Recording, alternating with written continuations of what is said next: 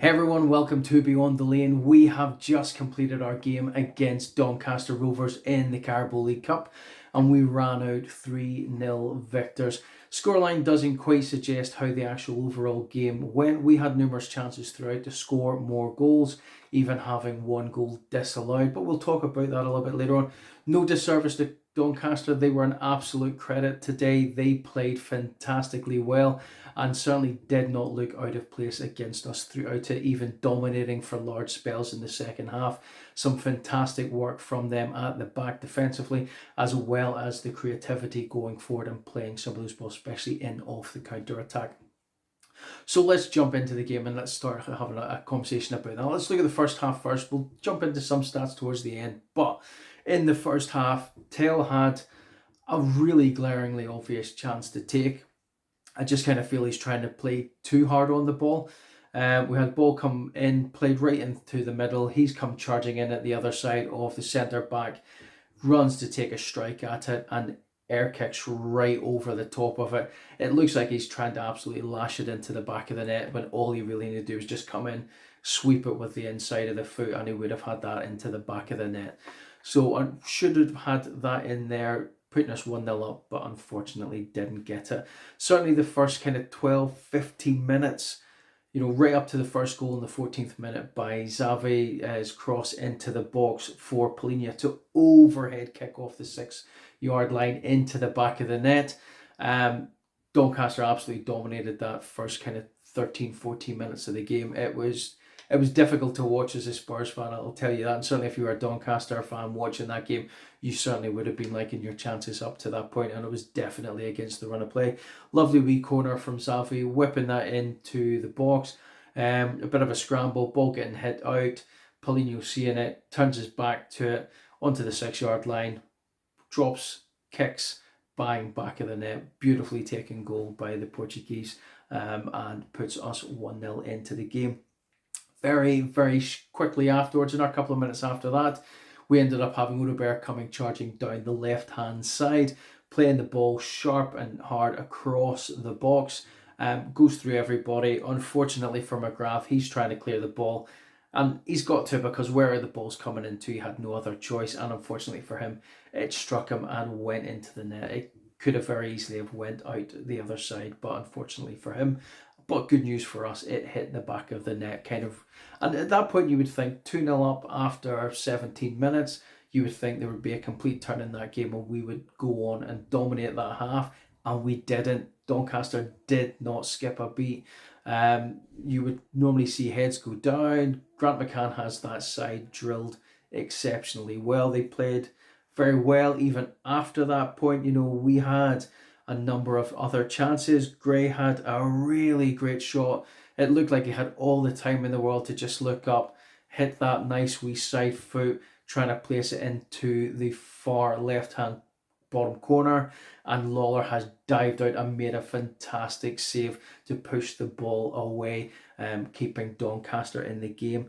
We had another lovely wee strike from Tell on the 26th minute where he's hit it really hard and low, coming running into the box, and again another save by the goalkeeper. I've got to say, I may be saying this quite a bit during this video, but Doncaster were playing exceptionally well throughout, and the goalkeeper had a really good save off of that one as well. And actually, he had a really good game as well. Kinski then had another save to make right at the end in the 38th minute. Captain Bailey hit another lovely wee shot. I actually thought it was going in until Kinski managed to get the hand onto it and putting it away. Otherwise, Doncaster would have been back into the game, 2-1. And it definitely would have been game on running into the second half as well. So the first half, all in all, we had a lot of chances that we really should have taken. We probably could have walked out of there 4 or 5-0 up. As I say, Lola had two very, very good saves to deny us scoring opportunities. Tell had a miss right at the start, which would have been good if I had hit the back of the net. But in saying that, Doncaster also had a number of opportunities as well. So it looked to be a very, very good first half. Second half, I was sitting thinking we're going to come out and we're going to really put the screws in here. We're really going to dominate. But it didn't really happen that way at all.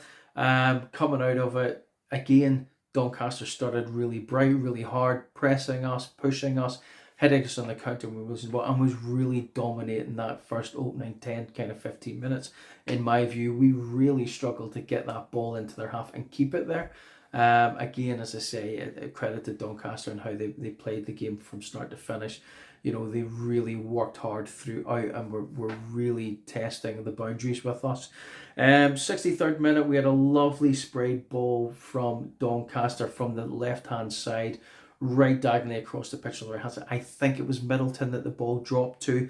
And, if it hadn't been for Jed Spence coming in and really forcing that one out, we would have really struggled to have contained a cross coming into the box, or Middleton potentially coming straight into the box and having a shot. So, another fantastic play by Doncaster in that second half there. 67th minute, Tell comes up for his second miss of the game. Lovely wee ball. Johnson comes flying down the side, takes a wee turn, hits the ball back across behind the defence.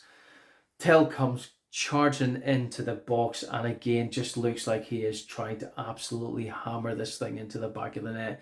Again, just a simple touch of the ball and that would have been in the back of the net. As I said before, I just think he was just so desperate to score that every ball, it was like trying to hammer something in. And it just didn't work for him, unfortunately. But other than that, he actually played very, very well. 79th minute, Brennan Johnson run down the right hand side, hits the byline, puts that ball back in across for Ritchie, who manages to get beaten by Nixon, and a really clear goal scoring opportunity there, but fair play to Nixon. He just manages to nip in just ahead of Ritchie to stop him from getting in at the back end of the post there as he comes diving in to put that ball in the back of the net. So, again, another well defensively made tackle by Doncaster, and there were plenty of them in the game. Running right through, we're kind of coming in towards the end of that second half. Pedro Porro gets a yellow. Absolutely stupid yellow. Was no need for it. We're sitting playing the ball in just outside the Doncaster half. Ball comes in, I think it was Johnson, into Bergvall. Bergvall's in the box. He goes to turn to run with it, probably to put it to the byline and whip it across. Porro then comes in, and as Bergvall's on the turn, takes the ball from his foot, looks like he's going to go past him, makes the slightest of contacts with the defender, and then throws himself to the ground, getting himself a yellow card and taking away a potential goal scoring opportunity for us. So, and the fact that he had the captain's armband on, I'm sure he's going to look back on it and think, what the hell was I doing? It's one thing as a player, but you're wearing the armband, you can't be going and doing stuff like that. I hate players that dive and try and get stuff like that. I really hate seeing it in football. There was a moment in the second half as well where Bentancur was trying to get one of the Doncaster players booked as well. Regardless of how bad the tackles were at times from both sides, I'd never advocate for trying to get a player sent off or booked. It's up to the referee, just leave it to it. 85th minute, we seen Lucas Williams-Barnett making his debut for the first team, and he came on and replaced Tell, which was quite reasonable because it was only 5 minutes later that he ended up playing a lovely ball down that left-hand side. It just seemed he got a little bit dispossessed. All the Doncaster players just seemed to move away from the ball. He's turned, seen the ball still sitting, runs in, collects it, plays the ball for it. I think it was on to Ndogi, who ends up playing the ball across the back, right across the defence. Bergvall up, hits it into the back of the net. Everyone's celebrating, flags up at the side, and it looks as if Brennan Johnson was just slightly offside, so ruling out what would have been the third goal of the game. But it wasn't really much to matter. 94th minute, we ended up seeing a lovely Bergvall through ball down the middle of the park. Brennan Johnson sprinting right forward. This had connotations and flashbacks of the goal against City. The ball comes flying through, straight through the middle, latches onto it, right sprinting through the middle of the two centre halves, takes it out just wide of the goalkeeper and slots it into the back of the net. Whistle goes and 3-0 to Spurs. All in, it was an interesting game to watch. I found I was glued to the TV the whole way through it. It really was, and I did say in the preview video that I thought this game would be really tight. Grant McCann has Doncaster drilled very well. They're very technical. They're very strong on the ball, which we seen all night long, where we were just constantly getting muscled off the ball and find it really difficult to dispossess them when they had it. And the changes that they made from the bench only strengthened the team that they already had on the pitch, who were playing exceptionally well. Hanlon playing up front for them looked like an absolute monster and was really working us hard when he came on, really getting in amongst it at the back. I think if he potentially had started that game, it would have been a different story, because was it Semenyo or Salemia? I'm sorry, I'm mispronouncing his name. Really, really strong up front, but he had so many wasteful chances. The way Hanlon was playing, it just looked as if he had started that game, we probably would have conceded a goal or two in the first half. He just seemed so strong up front. All in all, a fantastic display by Doncaster, and we're a real credit to their fans tonight. They played very, very well from start to finish, and it almost seemed a little unfair that we beat them 3-0, but unfortunately it's all about the chances that you take, and we took them. And to be honest, we did have so many more chances that we probably should and could have put away in that game to make it more, but I think it doesn't reflect on how well they actually played in the game. As for Spurs, it was good to see Williams-Barnett making his debut tonight, a player that has been talked about an awful lot, but we do need to remember he's only 16 years old, and getting these wee flashes in the first team shouldn't be where the fans start putting enormous pressure on him to make that leap into the first team.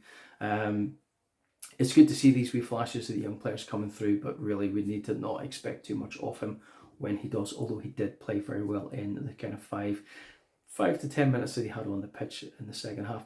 Overall, we played reasonably well. I kind of felt we weren't as dominant as we should have been. A few changes in the lineup really surprised me. Polinia starting at centre half was never something that I thought. I thought we would give more of the players a bit more of a rest. It was interesting to see Spence start instead of Ndogi. I really thought that the rest would have done Spence good, with Ndogi getting a bit more match fitness for coming back in. Archie Gray, a solid performance, but I kind of felt he got himself into the box and received balls with his back to goal, and he didn't really know what to do with it. I think that happened 3 or 4 times in the game. Another kind of attacking midfield player, having gotten the ball in that space, would have been turning and looking to either pass the ball out and run onto it, or looking to turn and take it on. So it was a few opportunities in the box to see with that one. I kind of felt he didn't really know what to do with it. He's more adept at running onto the ball coming into the box rather than receiving it back to goal. So he really struggled when it came to that. So a few wasted opportunities from that perspective, in terms of potentially either creating something or passing the ball on to someone else to do it. We played an awful lot of balls going back the way. We'd find ourselves going forward, charging forward down the bylines, and then all of a sudden we're passing the ball across and the ball's coming back the way towards goal, when really you're looking at going, well, we've just committed a number of players forward here. We should be looking for those forward balls. It was really good seeing Xavi play in that number 10 role again. He certainly seemed to look to create opportunities, and some of those lovely wee passes in and around the box to players as well. So it's good to see that kind of coming on and actually seeing him in that number 10 role, which is really where we need to start playing him. Odegaard played a lot better, I thought, down the left-hand side than what he did against Brighton. As said in the match review for the Brighton video, he really flattered to deceive in that game, in my opinion. But I kind of felt he was really taking the ball on a lot more this time, as did Brennan Johnson down the right, who really sometimes can struggle to take on his man and do something with the ball. I kind of felt with Johnson, he really was looking a bit more in terms of what to do with the ball, and there was 1 or 2 wee occasions where you kind of felt he should have taken on his man and he looked to pass it away instead. But again, you know, these are young guys. They're still learning their trade. They're still gaining that experience. But the one thing I will say about Brennan Johnson was, last season when you seen him on 1-to-1s, he nearly fluffed it almost every single time. Whereas this season, where he's had the opportunities to take the goalkeeper and defenders on, coming straight through that middle, both times he scored his goals. So it's good to see these wee bits of his play coming out in him, actually, when he's really under pressure, that he's actually delivering the ball as well. And remember, he was our top goal scorer last year.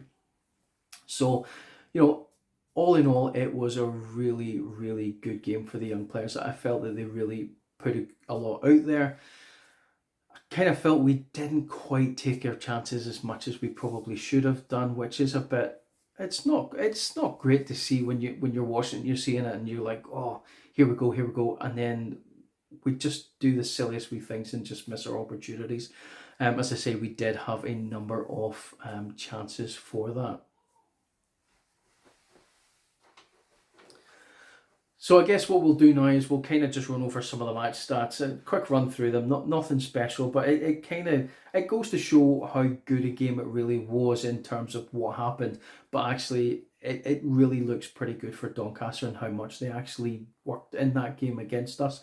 So we'll start out with, we had 18 shots to their 10. So, you know, we go up against Premier League teams that don't even have as many shots like that against us. So, you know, again, it's a credit to them that they were able to create those opportunities. Although predominantly those chances were mostly in the first half. We had 5 on target out of the 18 and they had 2. There were 9 corners for us, 4 corners for them. So, you know, there's a lot of play going on to create those kind of opportunities. 55% possession to us, 45% to Doncaster. Again, as I said, they really dominated through spells in the second half, as well as the beginning of that first half. You know, so, you know, I wasn't as surprised to see that as what I would have normally have been, just simply because of how well they played in that game. 443 passes for us, 354 passes for them. 82% passing accuracy for us and 80% pass accuracy for Doncaster Rovers. So all in all, as I said, it was a really tight game. It just came down to who took the opportunities that they had. And to be fair, we did have a lot, but we just weren't able to deal with a lot of what Doncaster had at the back. As I said, it's not disservice. They really played fantastically well. So, you know, great for us. We're through into the next round. Unfortunate for Doncaster, but if there are any Doncaster supporters watching this, I wish you the best of luck for the rest of the season and the FA Cup when it comes, because I think you've played exceptionally well, and I'm not being biased because Grant McCann's a fellow Northern Irishman as myself is, but it really was a good game, and I really enjoyed watching them play as well. As for Spurs, we have Wolves at the weekend, so we will get a preview video out for that as soon as possible. In the meantime, go back, watch the highlights, watch the goals again. That Polinia goal was superb, but the favourite goal out of the lot was the Brennan Johnson one right at the end. The pace, the power, and actually the skill in going past and slotting it into the goal as well was brilliant to watch. So thank you very much for watching the video, guys. Let me know down below what your thoughts were on the game. And I will see you in the next one. Come on, you Spurs.